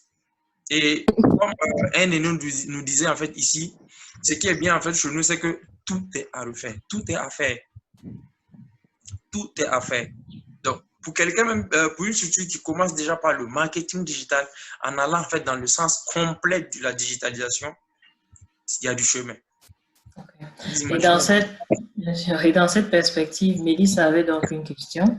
Mélissa, oui, bonsoir à tous. J'ai une question. Je voulais savoir, c'est quoi, s'il y en a, est-ce qu'il y a des raisons déjà qui vous font souvent penser à abandonner? Et si oui, lesquelles? Vas-y, dis-nous. Les raisons qui font penser à abandonner. Déjà, c'est la clientèle. Si, la clientèle. Ils veulent, mais ils ne veulent pas mettre les moyens qui vont avec. Ça, c'est déjà, ici, moi, à mon niveau, hein, c'est un combat de tous les jours que tu as avec les entreprises en fait, qui veulent de la communication digitale ou du marketing digital. Ils veulent, mais quand tu les parles du prix, ils ne sont pas prêts. Ils sont très, très réticents. Tu finis carrément l'ébauche d'un projet pour une entreprise. Les remarques en fait qu'il va te faire, c'est des remarques en fait pas pour améliorer le produit, mais pour l'amener au bas niveau, c'est que tout le monde fait. C'est-à-dire en fait tu mets un certain nombre de personnes en fait, sur le projet et quand tu finalises le projet et que tu l'envoies, ils trouvent en fait que voilà, lui ça l'arrange pas, il faut rabaisser en fait. Il faut baisser déjà la qualité surtout. Il y a un de nos stagiaires qui a fait un logo pour une entreprise. Il a fait le logo et il l'a envoyé directement au client. Il n'a pas fait passer ça sous amendement. Et quand le client il a vu, il a apprécié, mais nous, en fait, ce n'était pas le produit voulu. Puisque après, quand tu montres, voilà, beaucoup de personnes te disent, voilà, c'est celle d'entreprise qui a fait ça. Bon, c'est très bas de gamme. Je ne sais pas si tu vois. On a voulu changer, on a tout fait. Le monsieur a voulu garder la chose comme ça. En fait, les gens travaillent toujours de façon archaïque. Vous imaginez sur une carte de visite une entreprise qui veut en fait mettre des échantillons de ses produits. Pas les noms, mais les images. Vous imaginez? C'est compliqué. Pour le logo, en fait, également, pour son logo, il veut qu'il y ait son nom complet au niveau du logo. Vous imaginez? Le nom de l'entreprise ou le nom de la personne même? Son logo. Le logo de son entreprise, il veut qu'il y ait en fait son nom. Donc, vous imaginez, c'est assez compliqué d'expliquer à cette personne-là ce que c'est qu'un logo. Et quand tu veux l'expliquer, il va te dire que voilà, il y a beaucoup de personnes qui ont fait ça avant lui et ça continue de marcher. Voilà, donc voilà, bon, ton travail, en fait, il ne sert à rien parce que le monsieur qui est devant toi, il n'apprécie pas le travail comme tu voudrais le voir. Et également, ouais, quand tu proposes des stratégies, surtout en fait quand il faut proposer des jeux en fait pour amuser sa communauté, le monsieur il est très réticent en fait quand il faut faire des réductions, faire des promos. Très très réticent. Alors que la marge bénéficiaire qu'il a souvent ça va dans les 100%. Mais juste enlever un peu pour fidéliser sa clientèle, c'est assez compliqué pour lui. C'est très difficile pour lui. Pour lui, c'est carrément en fait un suicide. Donc, il y a ces petits problèmes avec les entreprises qui font que c'est très, très, très difficile, en fait. Souvent, tu as envie de tout lâcher. C'est surtout avec les clients. C'est comme je disais, en fait, il faut une sensibilisation à ce niveau pour qu'ils comprennent déjà, en fait, qu'ils en ont besoin. Ok. Et Joël? Et d'ailleurs, ce que Wilfried vient de nous noter est très parlant parce que cette attitude qu'ils ont très souvent, lorsqu'ils sont approchés par une entreprise africaine locale. Lorsqu'ils sont approchés par une entreprise européenne, c'est l'entreprise européenne qui a la compétence, de l'expertise. Donc, tout ce qu'elle dit, elle dit que ça n'est pas bon, il faut changer. Il est prêt à changer. Exact. Il est même prêt à payer le prix fort. Donc, nous particulièrement, nous n'avons pas ces difficultés-là parce que nous, on a défini une stratégie qui nous permet d'être à un certain niveau d'exigence. Et aujourd'hui, les entreprises qui se rapprochent de nous, effectivement, eux, ils acceptent notre ligne directive parce que déjà, l'approche, elle est tellement différente. Elle comprend très bien que si elle ne veut pas, nous, on ne s'engage pas. Je vous dis, on a des entreprises qui nous ont demandé de faire une entreprise qui est une très bonne marque. On l'a repéré, ils ont une très bonne marque. C'est une entreprise ivoirienne de produits de vêtements de sport. Mais ils voulaient qu'on fasse sa communication, mais au niveau de ses produits, la mise en valeur des produits, les photos, il est filmé avec son téléphone. La page sociale de sa société, c'était en même temps sa page. Donc, on a les photos de sa famille, les photos quand il mange, les photos. C'est-à-dire, on a dit ce monsieur, si vous faites des photos qui ressemblent, on va vous envoyer un professionnel qui va vous faire du shooting Et s'il n'est pas en mesure de nous fournir des photos qui ressemblent à ce qu'on a besoin, nous, on ne peut pas s'engager puisque c'est l'image d'une marque. En plus, vous vendez, c'est une marque. Une marque, premièrement, c'est d'abord l'image. C'est ça l'image. Donc, les difficultés, elles sont là, elles sont connues. Et j'ai envie de dire, ce sont les mêmes difficultés, ce sont les difficultés qui sont connues, mais nous avons fait un choix, Wilfried, de s'engager avec des clients qui ne vont pas nous consommer de l'énergie. Voilà. C'est-à-dire des clients qui sont prêts à payer le prix déjà, parce qu'ils comprennent, qui sont prêts à nous respecter le travail qu'on fait. Et voilà, du coup, ça nous permet, ça nous réduit malheureusement des clients et l'éventail des possibilités, parce que j'ai vu un message qui demandait comment introduire le digital dans l'informel. Oui, on a des stratégies pour introduire du digital dans l'informel. Aujourd'hui, quand on parle de l'informel, tous nos vendeuses du marché, ils ont un téléphone. Ils ont tous un téléphone. Donc, on peut introduire un moyen de fidélisation, par exemple, à partir de l'aide des téléphones. Savoir qu'à chaque fois que ceux qui viennent acheter, cette personne-ci qui a acheté, qui vient ici, c'est la 5e fois qu'elle vient chez vous. Donc, il faut faire peut-être une réduction. Donc, c'est possible de le faire. Mais encore là, dis à la personne qu'il faut investir pour avoir une connexion Internet. À chaque fois que vos clients arrivent, il faut le message dit non, ma connexion Internet, c'est pour faire mon WhatsApp et aller guetter mes photos sur Facebook.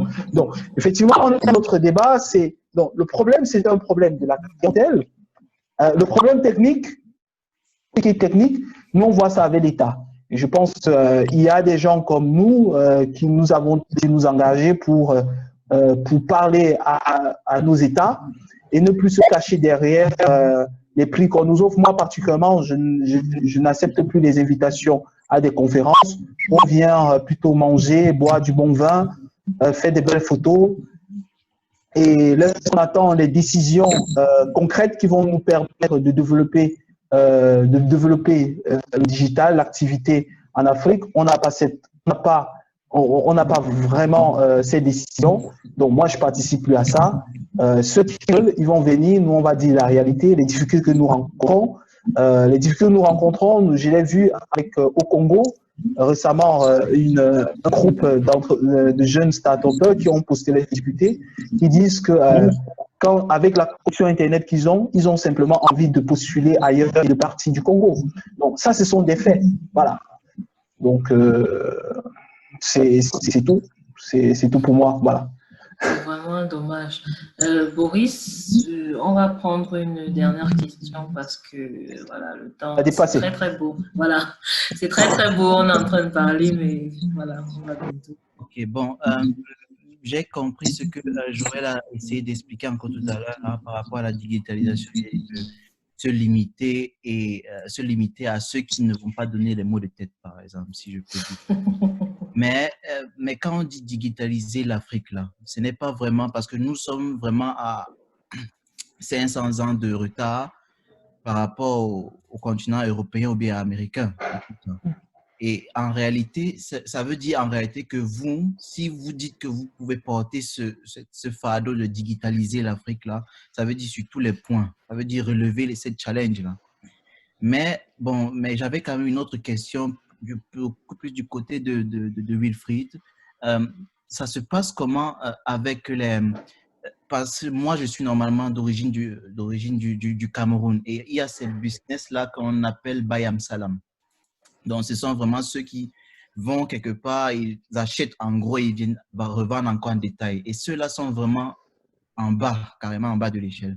Est-ce que tu penses que cela peut porter ou bien peuvent s'adapter au mode digital là, que, par exemple, toi, tu offres?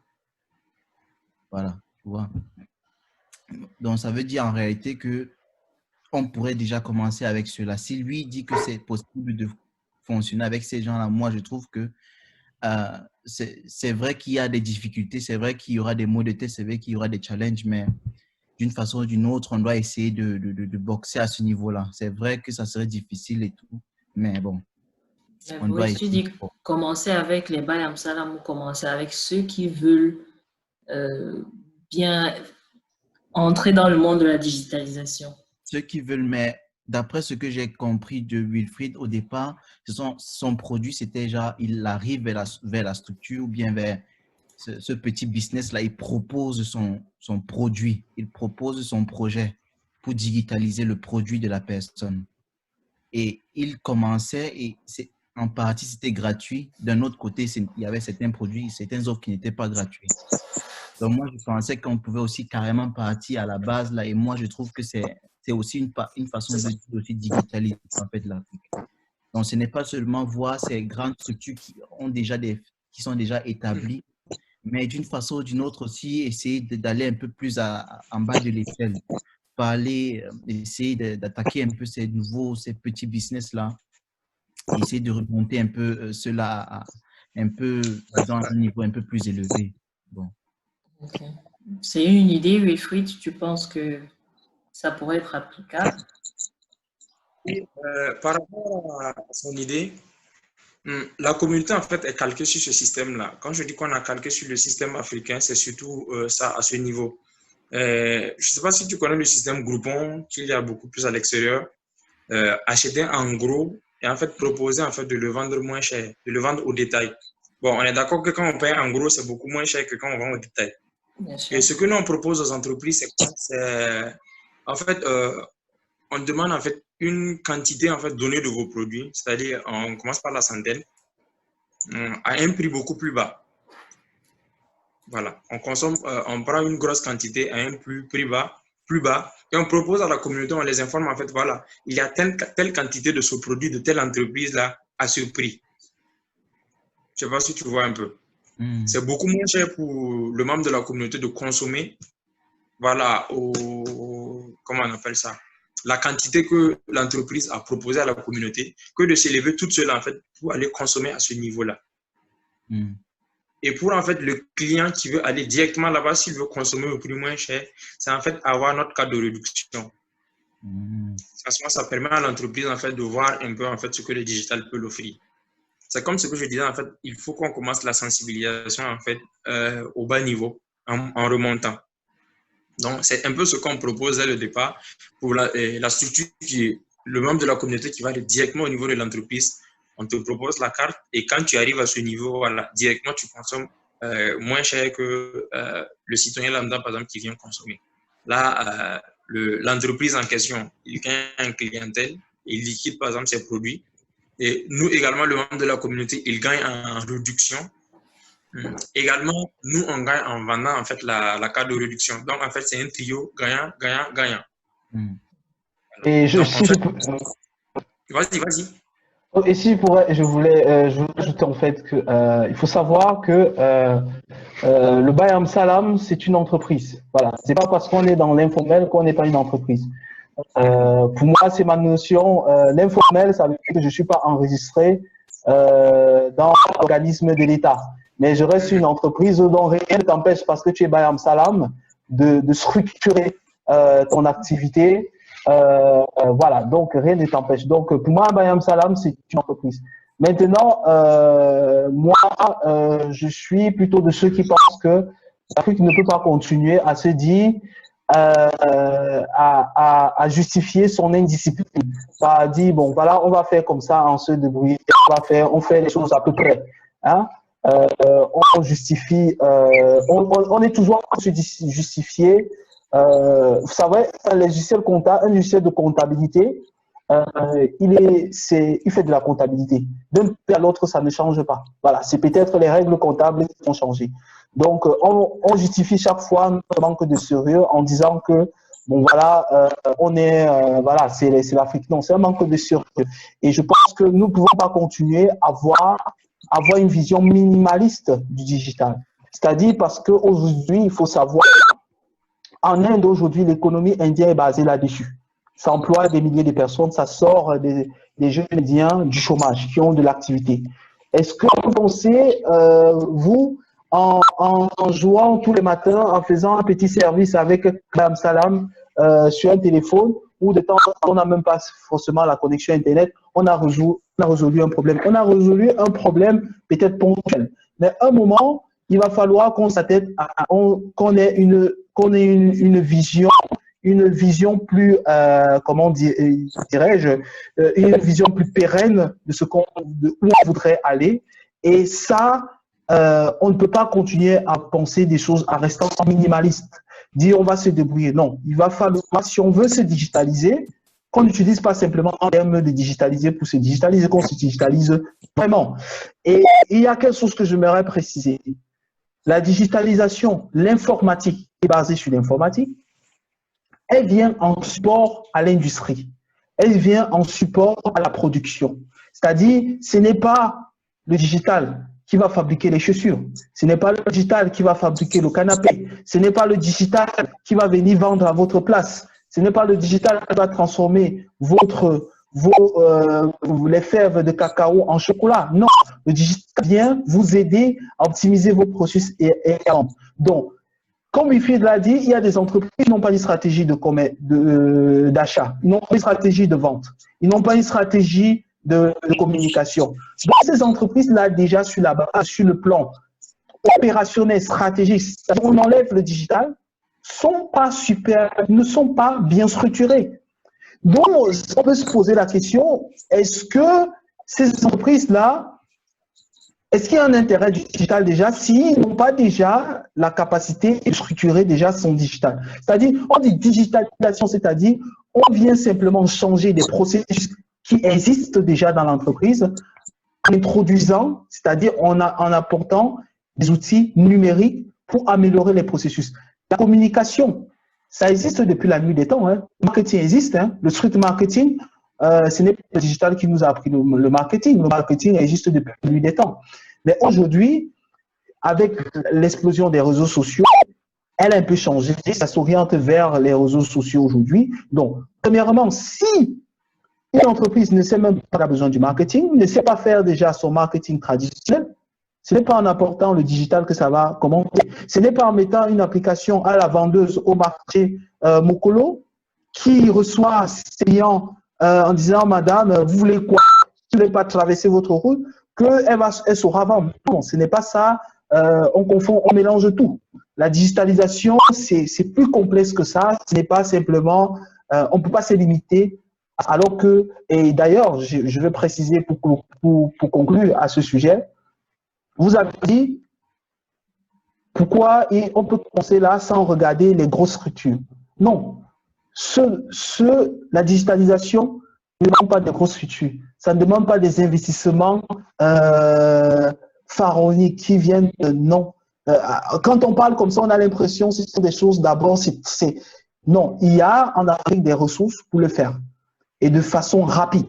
C'est-à-dire mettre en place ça, aller dans les hôpitaux. Quand vous arrivez à l'hôpital, vous enregistrez, le médecin reçoit l'information, vous avez un carnet de santé numérique qui permet à un médecin, si vous allez au sud du Cameroun, vous tombez malade, on tape sur Internet, on vous retrouve rapidement. Ça, on sait le faire. Ça ne demande pas la magie. C'est pas magique. Donc, arrêtons de penser que la digitalisation dont on parle, c'est si complexe qu'il faudrait commencer au bas niveau. Non, c'est si simple qu'il faudrait montrer que l'État montre l'exemple.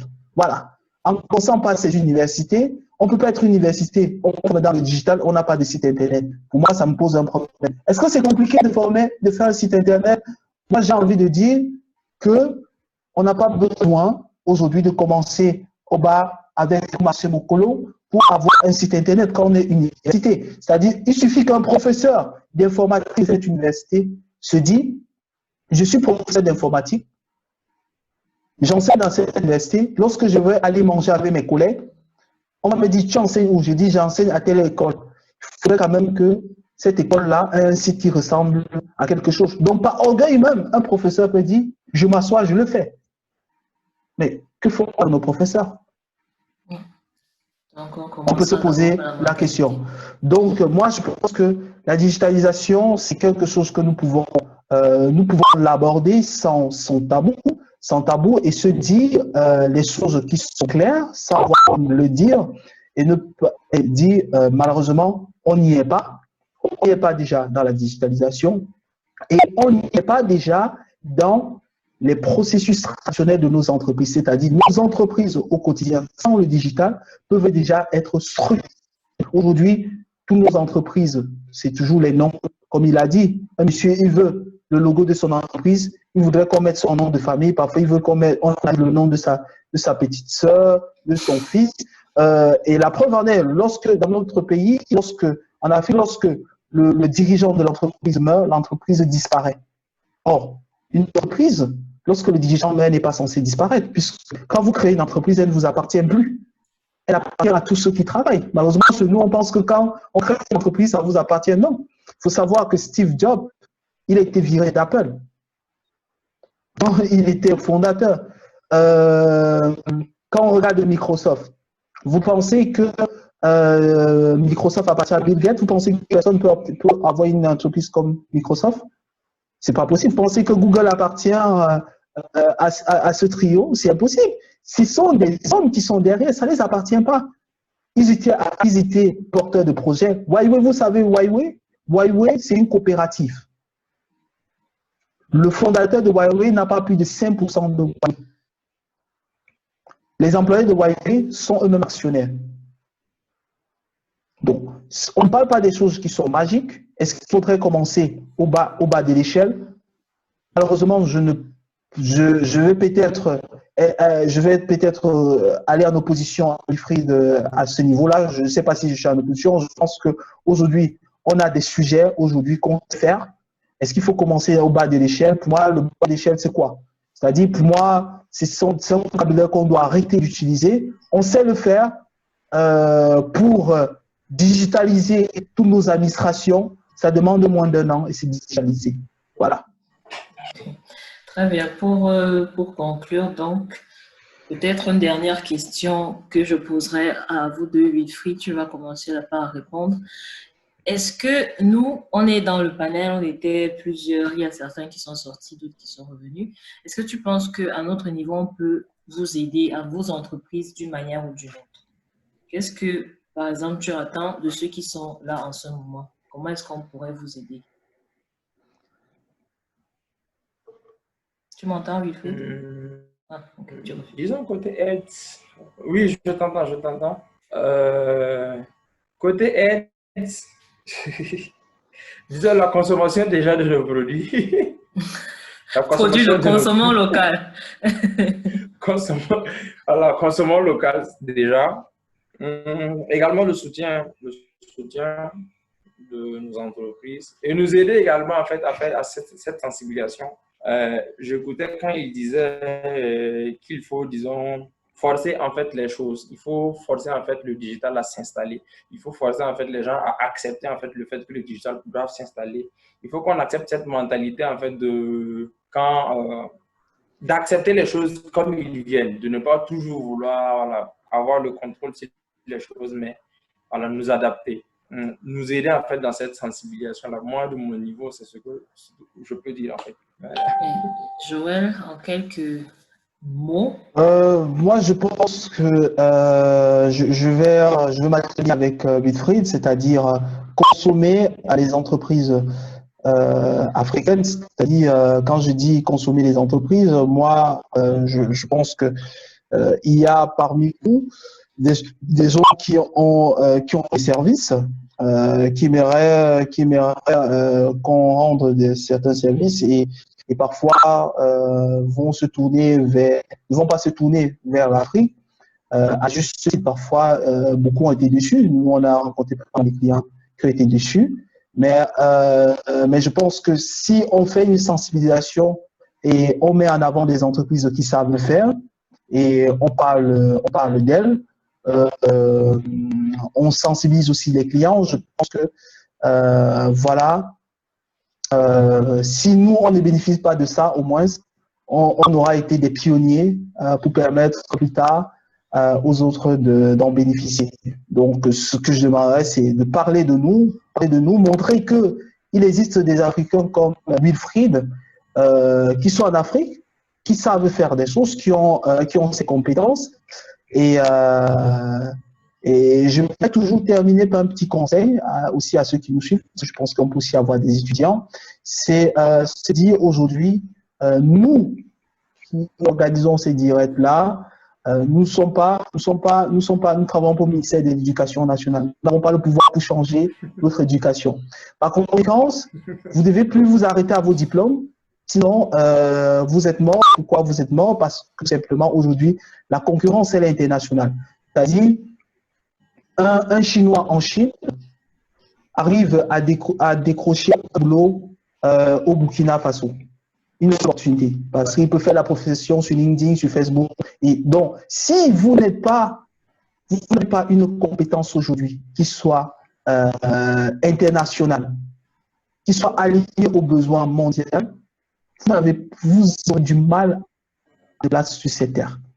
Donc, et cette compétence-là, malheureusement, nos États n'ont pas encore compris la valeur. Au ministère, ils font encore, on apprend encore à nos étudiants, ils passent la journée à regarder les ondes magnétiques. Voilà. Nous, on est dans une optique où, voilà, vous devez aller vous former, mettre de l'argent pour ça. Si c'est payant, payez, vous vous formez. C'est-à-dire, n'est pas l'habitude, le gratuit ne va pas vous apporter chose. Investissez sur vous-même, investissez. Moi, je vois beaucoup de jeunes qui me disent que quand je viens en Afrique, est-ce que je peux rapporter un iPhone de 800 €? Mais ils n'ont pas 200 € pour s'acheter un ordinateur reconditionné, leur permettant d'acquérir des compétences. Donc, c'est là où il y a une contradiction totale. Donc, je dis un moment, un conseil, il y a un travail à faire chez nous dans tous les sens. Wilfried a dit il y a tout à refaire. Côté client, il y a un travail. Côté consommateur, il y a un travail. Côté entreprise, côté étudiant, c'est-à-dire collaborateurs qui vont intégrer, il y a un travail, puisque aussi nos collaborateurs ne savent pas travailler en équipe. C'est-à-dire dès que vous prenez ces gens, vous les mettez dans une équipe, ils sont complètement perdus. D'ailleurs, Wilfried a notifié quelque chose d'important. Il avait un collaborateur qui finit un logo et envoie directement au client. Pourtant, il y a des process en interne qui disent « Viens faire d'abord valider ». Ça, c'est tout simplement, il manque simplement une structure. Ce n'est pas qui sait faire un logo. Mais savoir faire un logo est une compétence. Le faire dans le cadre professionnel, c'est autre chose. Donc voilà mon mot de fin. Travailler ensemble, se soutenir, Wilfried, parce que j'aimerais bien avoir ton contact, parce qu'effectivement, il va falloir qu'on arrive à soutenir aussi nous, les entreprises, c'est-à-dire les prestations que je ne sais pas faire. Au lieu de laisser ça, je pourrais contacter Wilfried et son entreprise pour qu'il puisse le réaliser. Et comme ça, on va se soutenir et ainsi de suite. On aura un socle d'entreprises africaines compétentes dans le digital qui arrivent à faire des choses. Et aujourd'hui, c'est parce que les autres travaillent ensemble qui sont performants. Il faudrait qu'on arrive aussi à se mettre ensemble et être… Voilà. Voilà, c'est très bien. Bien sûr que je vais vous mettre en contact. Ce n'est pas… C'est la chose la plus facile que je puisse faire. Ok, très bien. Merci beaucoup à tous les deux. Malheureusement, le troisième intervenant n'a pas pu nous rejoindre, mais je pense que vous avez apporté de très bons conseils pour l'audience et moi, je suis très satisfaite de toutes les réponses que vous avez apportées. Merci beaucoup. L'enregistrement sera disponible sur YouTube pour revoir, recalculer. Voilà. Donc, on le fera. Le thème est très intéressant. Ce ne sera bien sûr pas la dernière fois que vous êtes invité. Ne vous inquiétez pas. Donc, il y aura, j'espère, si vous le souhaitez, d'autres interventions et d'autres choses. Merci beaucoup à tout le monde pour votre aide. N'oubliez pas de vous abonner sur la chaîne YouTube de Hub Discussion. Comme ça, on pourra faire beaucoup de choses ensemble. Très bien. Bonne soirée. Bonne soirée, merci. Au revoir.